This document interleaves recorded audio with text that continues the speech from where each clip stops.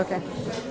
Okay, I'll just get started. Thank you, everybody. I know it's lunchtime. I know we're all probably a little jittery from, at least I know I get hungry and then I'm a little jittery. But it's really been quite a pleasure and an honor to be on this panel among friends and colleagues, some of who I've been in dialogue with for a long time, but I've never met. And I really want to especially thank Marcin and Karis for the quite lovely invitation. Marcin kindly invited me here to talk about my book, Queering Reproduction, and my recent articles that have helped me to think about these more recent conversations and intersections of queer lives and bodies and the world that is often called assisted reproduction. Now, of course, much has happened since I published this book, and I almost I hesitated in joining the conversation, although I've written papers since. But this book came out in 2007, and of course, as you all know, things take time to come out, so it was written, at the turn of this century. So dare I say, almost a decade ago now. As I launched and conducted that research, I had a rich body of scholars in feminist studies of reproduction, stratified reproduction, and queer theory to inform my training in medical sociology and an interdisciplinary field called science, technology, and society studies. I began my research interested in what at the time was a lesbian baby boom, and while not new, seemed to be escalating in new ways. Sperm donation also was not new, already an actant in assisting pregnancies. I wanted to foreground the perspectives and interactions of queer women, those not the intended nor the ideal users of this growing industry. I wanted to think about queer not only as identity, although I did want to think about it as that at the time, but I also wanted to think about queer as ways of engaging in practices that might challenge healthcare interactions, embedded assumptions, as well as social forms of relatedness, intimacy, parenthood, kinship, and the family, and ultimately, I wondered, that might resist structures of power. And in turn, I wanted to think about the ways technologies might be flexible. Flexible as opposed to determining the kinds of interactions and structures that result. So I wanted to think about the ways technologies might be flexible in ways that could also queer social practices, structures, and meanings. That is, I wanted to look closely at practices, meanings, and desires as people themselves navigated their ways to pregnancy. And I'm actually quite indebted to the Sperm Bank of California, where my research began and recruitment processes launched. My goal today is to look back at this work as a way to look to the present and forward with you all, and to take seriously the invitation to discuss what you have chosen to title as Making Families, especially vis-a-vis transnational surrogacy, queer kinship, and reproductive justice, an interesting entanglement, and I certainly think a conversation that has been happening but is beginning to take form in new and substantive ways. So thank you for allowing me to participate in this. As the title of my talk suggests, I want to think together about queering reproduction and kinship, not only in global bioeconomies, but also the ways in which the figure of the queer and the figures of LGBT people, bodies, and practices partially constitute the bioethical and biojustice frames of what is today a multi-directional flow of transnational bioeconomies. IVF may be a global technological platform to stem cell research, cloning, and other regenerative possibilities, as Sarah Franklin argues, but it is also a liftoff to reconfiguring queerness and kinship. That is, while it continues to remake life in familiar ways as techniques of normalization, as Foucault might have said, or end as processes of reproductive stratification, as Shelley Cohen and Raina Rapp and many other feminists have argued. I want to ask, how might queer practices, queer lives, and queer people figure in not only the making of families today, but in the transnational flows that constitute the many bioeconomies of what is now global human reproduction? And in what ways is the figure of queer and queerness implicated as an agent in the stratification of these flows and structures? And I should add, how might this optic shift and diffract if we examine practices, meanings, and interactions somewhere along the ways that our first speaker, Joshua Ganson, sort of started us out. So looking back, when I examined fertility biomedicine at the end of the last century, which that makes you sound old, when I examined biomedicine at the end of the last century and into this new one, the industries were exploding into the transnational big businesses they are today. And not only were they expanding to include lesbians into their services, the rise in commercial sperm banks, IVF technology, and egg donation and gestational surrogacy were emerging as central to this baby-making industry. What had previously been theorized as a lay social movement and really part of women's health and feminist activism among lesbians was gradually transforming into a technoscientific and biomedical process. Not wholly so, but that transformation was underway.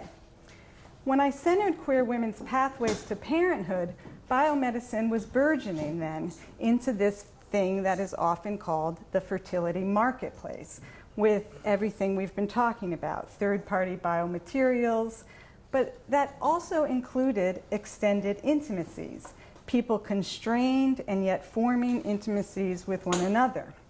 Their practices were structured, as we've heard, by legal policies, social norms, professional regulations. No longer an alternative feminist health movement of women and some men coming together to seek pregnancies, lesbian so-called choices, which I put in quotes, were shaped by and constrained by the menu of offerings. What was on the biomedical and technological choices offered by this emerging and growing industry.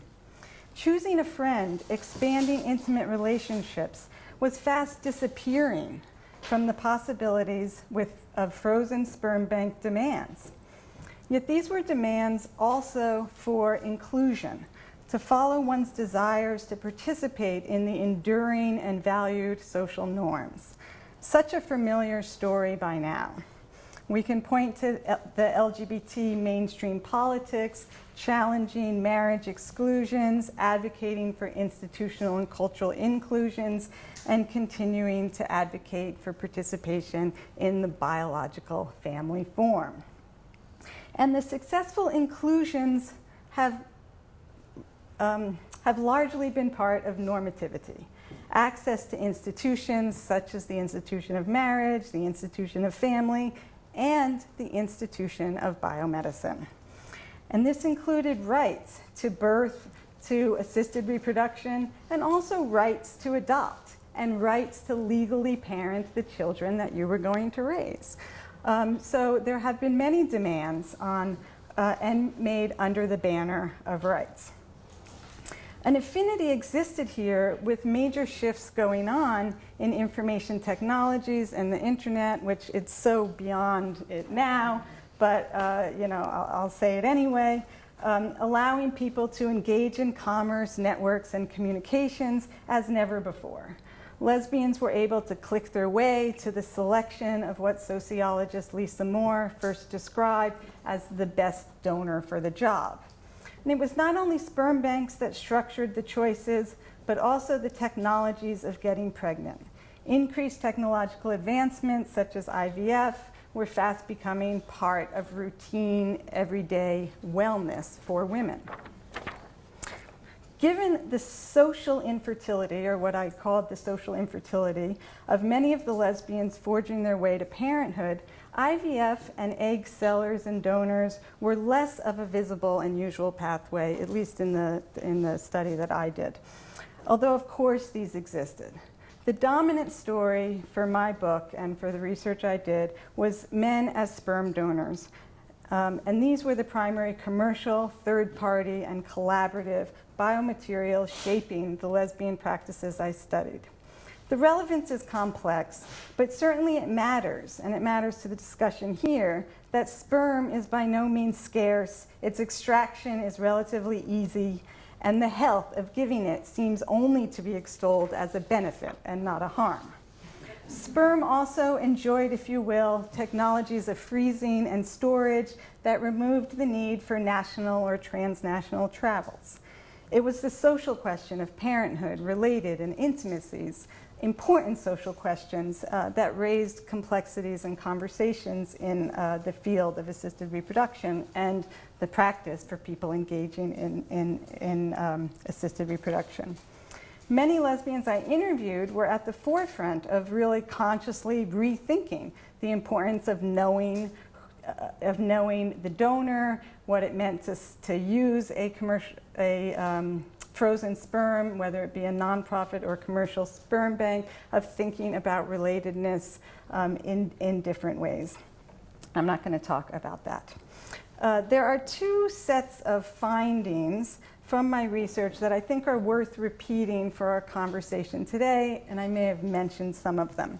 But first, several things were being reproduced along with humans. This continues to be the case, of course. The consumer marketplace of US biomedicine that stratified users by who can pay, this was really a class, and we can say a race and nation-based system. And that system is being reproduced. Second, a legal structure that supported biogenetic ties as well as heterosexual definitions of infertility. This was being reproduced. And third, a sentimentalism of belonging achieved through family formations and stories was being reproduced. The lesbians, and we might extend this to queer people in general, wanted in to one of the most enduring social identities and experiences in American culture, parenthood. Technoscientific offerings to do so were scaling up to meet these desires for those who could pay. Second, when you look from the perspectives of users, that is, the meanings they bring to this situation, even if aware of these normative structures being reproduced, people engaged in their own negotiations. Karas theorized this best when she wrote about the choreography of objectification and subjectification. It is in these negotiations, often of structural inequalities, that queering reproduction took place, and so too did a form of social relatedness or kinship I called affinity ties. Affinity ties was used to capture the ways lesbians, in selecting donors, donor sperm, and imagining futures of relatedness, conjoined social and genetic ties in their imagining of family.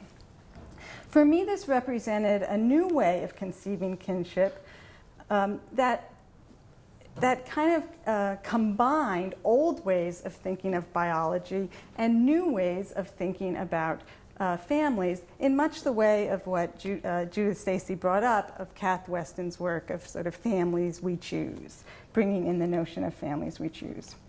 I'm indebted to Karas for this point. Oh, I just lost my place.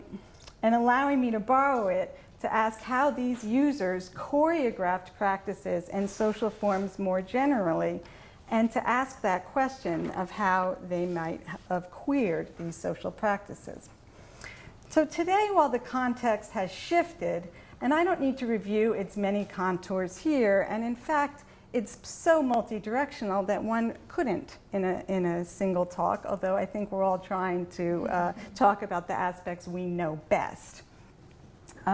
Some of our speakers today will be speaking of its scale and implications for labor, travel, bodies.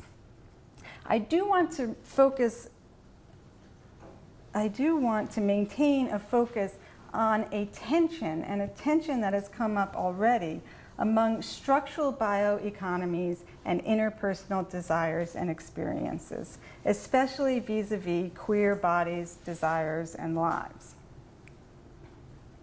These are not mutually exclusive, of course, and in some ways I believe they are co-constituted. And therein lies a tension for reproductive justice. For me, I want to highlight this co-production as the meeting of interlocking systems of power, privilege, and vulnerability, and interpersonal desires to enable seeing structural inequalities and queer intimacies as coexisting, overlapping, and sadly, at times, co-productive. And that is the trouble. We must ask, what are the commercial and technological offerings structuring so-called choice? And is choice the right framework to continue this dialogue? Who are the queer users demanding inclusions? And how can we theorize this demand and theorize this queerness?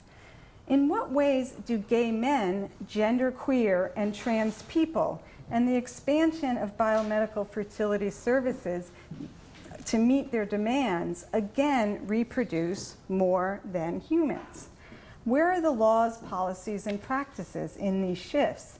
And where and what are the choreographies in and of these transnational bioeconomies?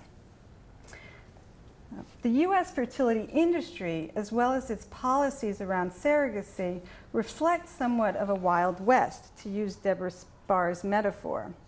And again, I don't want to review the complicated regulation frameworks. I actually wrote it out. I tried to. I was going to tell you what states have different laws and policies. I'm just not going to go there. But to know that this is a complicated terrain, and while the metaphor of the Wild West for me is somewhat problematic, it does sort of illustrate that this is a very uncertain and in flux and deeply contested terrain. Yeah. Okay, so I want to talk about bioeconomies. I used that in my title a little bit, and I really used the term drawing on Catherine Walby and Melinda Cooper's wonderful book. But bioeconomies include the ways market forces commodify women's bodies, biomaterials, labors, as people seek reproductive services or price points that are not available at home. Such outsourcing of intimate life with surrogate services, egg donors, and women surrogates, often drawn from the world's most vulnerable filling this need, has come under social scrutiny. And I think that's part of our conversation today. And this raises compelling justice questions, right? Some that we've heard. Who's providing the eggs and the wombs necessary to enable these family forms? Are these choices constrained choices? What kinds of choice markets do these exist within, if they do, in fact, at all? From what towns, communities, and countries will the biomaterials be drawn? Will these services follow capitalism to secure the bodies and labors necessary to fulfill our American dreams? And how can we be accountable to who many refer to as the collaborative reproducers, who provide the biomaterials, the wombs, the labors necessary to fulfill these demands? I find myself, said all that. Even with these important justice questions, I find myself still and always wondering in my own attention to these reproductive health, justice, and rights issues, where are queer practices and queer lives in these debates? How are these discursively, collectively, and interpersonally mobilized? How are LGBT and queer people figured in the possibilities for intimate life, relatedness, and kinship?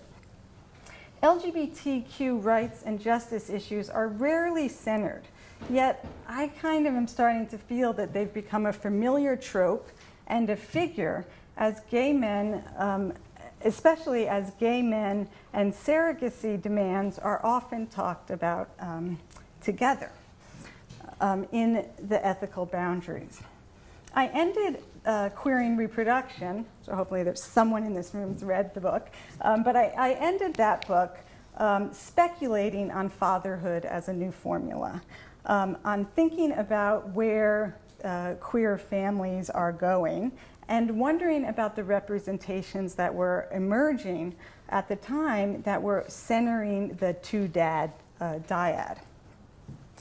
And I was wondering how the lesbians that I featured in the book may be the domesticated mothers with this celebratory rise of the two-dad family. And this, both tropes, and I think stories are important here, both became important stories that I was seeing, the sort of course, domesticated mothers and the new gay dad story, right? And so I've been thinking about that for quite some time. I think we've heard that records are not maintained on the sexuality of reproductive consumers. As early as a decade ago, however, the media began to take note of what they called fatherhood by a new formula, often implicating gay men in outsourcing demands and using this term of outsourcing pregnancy often.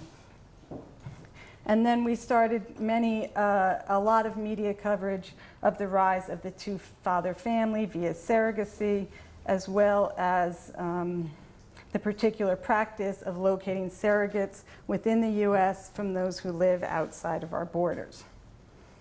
Over time, the media also started to note trans family formation as well. From the announcement of the first transgender pregnancy in The Advocate, a gay media outlet, to the declaration of transgender men as the next frontier of fertility biomedicine. Yet while it is heterosexual couples who constitute the vast majority of users of these services, LGBT people are often the subject of scrutiny for their use. And it is the ways LGBT people are brought into the discourse and debate that I find interesting. As I look to the present, then, and the future with you, we see all sorts of queers, and especially gay men, as implicated actors in ethical dilemmas. I stopped. Okay. So this, for example, is the Israel evacuee story, for example, that there was a lot of media coverage of the ethical issue, not necessarily of the gay man photoed in this picture and gay men, but of the earthquake that happened and the Israeli plane that went to get the kids who were born by surrogates. Such figuring certainly confirms what we all know well. Today, from all across the world, those who can pay, gay or straight, gender conforming or gender queer, parents in waiting, buy eggs, locate surrogates, and surf their way to meet their reproductive desires to join in on this most enduring social identity. Any Google search for gay parenting, will find surrogacy agencies catering to gay men, such as this search that yields 83,000 hits from Singapore, Mumbai, Las Vegas, and San Francisco. And these join the myriad lesbian-friendly sperm donor clinics that also continue to thrive, though you might question me on that one. Now, these coexist, as you know, with or without LGBT participation in the multi-directional transnational fertility landscape. And this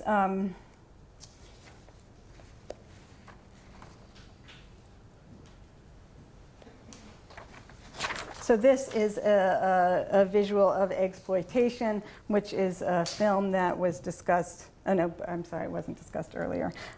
This is a film, Exploitation. So what we see is at the same time that you're Googling on gay men and surrogacy, you're getting both services that can help you to locate surrogates, and you're also getting brought into a conversation around reproductive injustices, right? So I do, in fact, think that these are coming together in quite interesting ways already. Today, as policies like one proposed in New York State demanding intended parenting as the right of the contracting people, they are doing sort of the same thing, and I think in ways that negotiate the structural and the intimate. Sorry, I've sort of lost my place. You'll follow me again. Okay, so I'm coming back to wondering how the queer and queering fits into this landscape. And the reason why this is here, the New York State Legislature bill, this was a bill that has recently, in the last year, garnered a lot of attention for the gay men who put the bill forward and did so in the name of intended parenthood, right, as a way to establish parenthood. Okay, so I go to Josh Gamson for a minute.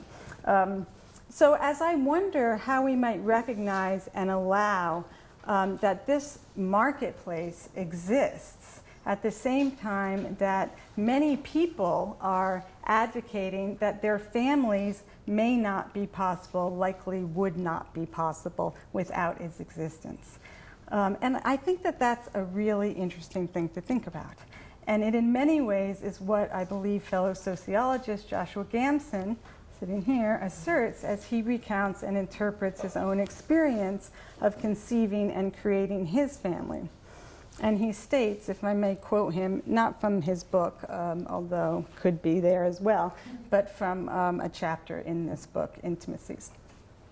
Although I was constantly aware of and wary of the role of the market elements of the process, I was also aware that without these transactions, I would remain excluded from biological reproduction.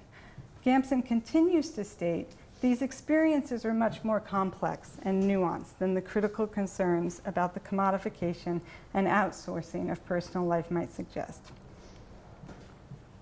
So hold that. We're going to come back. In Queering Reproduction, I argued that as advanced high-tech biomedical options were becoming routine, standard practices, these options were constructed as not only the best option, but as the only valid approach, with a new grounding assumption that if you can achieve pregnancy, you must procreate. Achieving pregnancy was increasingly structured by the options offered on the biomedical marketplace and the legal landscape protecting parental rights. I speculated at the time that family formation, including children, had become a cultural expectation for many LGBT people. Yet full legal, social, and biomedical inclusion did remain constrained. Attaining inclusion in normativity via parenting and children was constrained by economic and cultural capital. I worried that the biogenetic ties have not lost their hold in ways I hoped for and continue to hope they will. The techno and bioeconomies ensure and exploit these bio-values.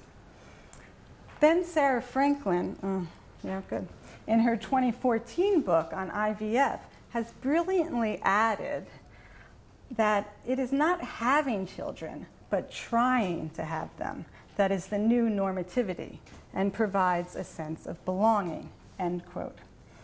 I think we can see these same issues of inclusion in normativity presented to transgender men and women. Recent guidelines of the World Professional Association for Transgender Health, WPATH, include its first section on reproductive health, not only acknowledging that many transgender, transsexual, and gender-conforming people, and that's a quote, will want to have children, but recommending appropriate healthcare practices to help them do so.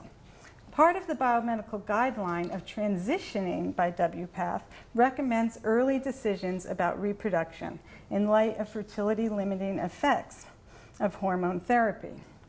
As a result, trans men and women are also included into fertility biomedicine and made to be parents in waiting, as the fertility clinic becomes the obligatory passage point on their route to the men and women they know they are. Will these be a first step up a ladder of increasingly techno-scientized and transnational routes to pregnancy and securing a place of belonging? So to conclude, as fertility biomedicine captures additional queer users, implications reverberate in multiple directions. It may be neither a simple celebration of expanded rights nor a further exploitation of global inequality. Both may coexist. The practices of biomedicine are certainly stratified, bringing forward certain users and uses along familiar lines of economic, social, racial, gendered, and classed advantage and disadvantage. As the most fortunate have their rights expanded, the least fortunate are often called forward to support these rights. But power and privilege are not so unidirectional or unidimensional, and I find myself somehow back in identitarian politics, advocating, at least partially, for the support of LGBT people to be included in an unequal and somewhat oppressive system of ARTs. It seems to me that we may also discover agencies, as I did a decade ago among lesbians seeking pregnancy. When we look at people's practices, as I have, we see negotiations, not only of consumption and market forces, but also of one's own desires, one's own meanings of what a family is, of what a family is to be. Yet why is this my choice, if indeed it is? What if there were other systems and other values and other ways of belonging, being intimate, and establishing relatedness and kinship, as we know there are, but we are left to yearn for these ways to imagine and coexist otherwise? I'm going to stop there. Thank you very much.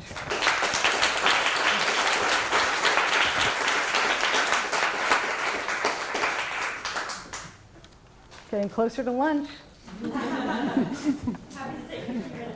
Sure, I'm happy to take a couple of questions. Before we break for lunch. Yes. Thank you so much. That was amazing. I'm still trying to process what you said, but I guess I have a question about the way that the law is coming up and like the legal order of family. Because the family is also a legal notion as much as it's social. Yes. And if it is always this normalization or this contracting into this heterosexual model, it seems to me that some of the more open possibilities we have for legal norms of family are coming from queer folks. So in California, in New York City, it's the first time we have 3 parents that are legally Right, in the state. Yes. And in Canada, that was the case in Ontario, through negotiation with lesbians and a sperm donor.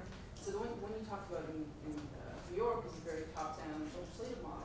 But often when judges are involved, it's that best of the child that trumps due to the mechanics of queer reproduction that have actually created 3 or more caregivers that are related to that child. Yeah. What's your thoughts on that? Yeah, no, I mean, mostly I think you asked and answered it well. I mean, I think that's interesting what you're saying. I mean, that the law can be a place from the ground up, pushing the law to expand our family law, our contract law and family law. That was really about surrogacy, and it was about ensuring the rights of the intended parents. And I guess I was interested in that, in thinking about the ways in which lesbian family formation that I examined, that much of the negotiation was with the law. Much of the negotiation was around, if a sperm bank is the one, if a doctor or an organization is the one that does the insemination, then we're legally protected as parents, versus if we arranged on our own among our friends, then parental rights are not considered. So the ways in which the law shapes the practices. But I think that your point is another way of thinking about the law. So thanks. Yeah, Karis. I had a question to do with, in the early days, in the kind of turkey baster days, there was a norm of that the different kinds of biological labor in this biogenetic set of moment, long extended moment we've been having for several decades and are still in the heyday of around new kinships, that one of the really distinctive contributions of queer lives and queer reproductions was to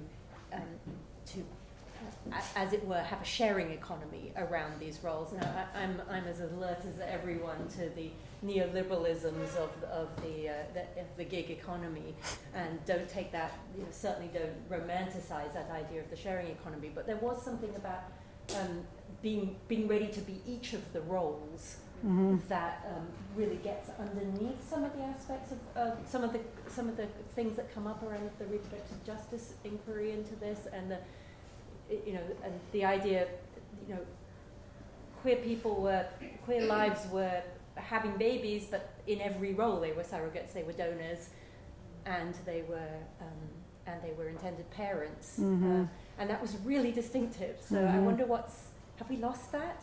Just as much as people keep talking about how we've lost queer no children and we've lost queer asexuality. Have we also lost queer sharing kinship? Yeah. Well, I think it's a great question, and something I didn't comment on. I think that people are still doing these things. I do.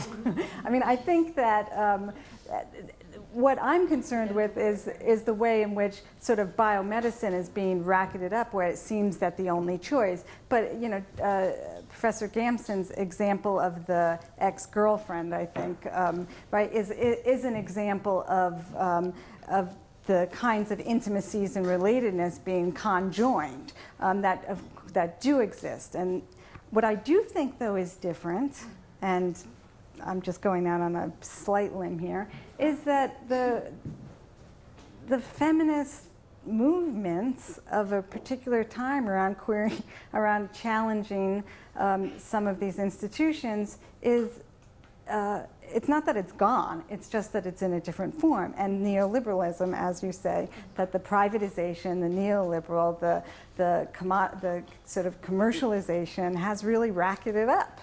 And so the balance is, it's a different landscape in that way. That I think many, in the afternoon, I think we're going to hear some more about. Tissue economies, tissue banks can be very homophobic too, can't they? So in some ways being a donor or a surrogate or an intended parent sequentially is actually made harder as well by some of the organizations, with some wonderful exceptions. Oh, I'd love to talk to you about that. Any final question? We're happy to take them in our... Oh, are you asking a final question? You did put me up there, so thank you. I know, I did. I just wanted to ask you for ideas about, because I loved it, first of all, and the symbolic politics kind of things that you were talking about at the end, at the beginning and the end, about the I don't know, the cultural weight kind of that's put on the queer parent from different directions. Definitely, I feel it, and I feel implicated in it, in my own, how I'm contributing to that or not. So I wonder if you have ideas about how you interrupt some of the uses, the symbolic uses of queer parents, I guess, gay male parents is primarily what you're talking about. Yeah. And You're almost ahead of me, because what I'm just really trying to track the ways in which I'm starting to see. So this is your quintessential figured white lesbian couple with the baby, right? But standing in to a headline that's on mitochondrial replacement therapy. So I'm starting to notice, when there's ethical dilemmas in innovations, we see images of mostly white gay lesbian couples around family. And I think that there is a way in which ethical dilemmas and queerness are coupled, is a funny term to use in this context, but are increasingly coupled as normativities are also sort of pushing forward. So ways to intervene, I don't have those, but we should think about it. Yeah. So yes. was a new law that actually allows people to use a sperm donor without going through a sperm bank or a doctor now and to terminate his rights. I don't know the details on it, but yeah, it's new. And I think it was sort of interesting, like you were talking about, how it's getting increasingly more technological, but this was actually a recent California law that's allowing people to go back to the less technological with the known sperm donor without having to get as many professionals involved while still maintaining their legal rights. Yeah. And I just didn't know if you had any thoughts about Well, I think that's great, and I think that I hope somebody does this research again, right, and shows that you know, that the scaling up and the technological up and it is going in the reverse. It would be interesting to see. It's Yes. also interesting the timing of your study, because I don't know if you are aware of this, but the timing that you were doing your research was right around the time that ICSI became very popular. Oh yeah, I'm aware of that. And Yeah. so, for people who don't know it, it's an additional IVF procedure that can allow men with very low sperm count to have their own biological child. Yeah. So what happened was the demand from heterosexual couples to use sperm donors went down. Yep. And so a lot of the more mainstream sperm banks started suddenly being very open to lesbian couples in a way that they had not been previously. Yeah. So there was also more access That's right. to sperm bank donors during that same time period. Yeah. Yeah. Thank you. For Thanks. single women as well. Right. Yes. Great. Thank you.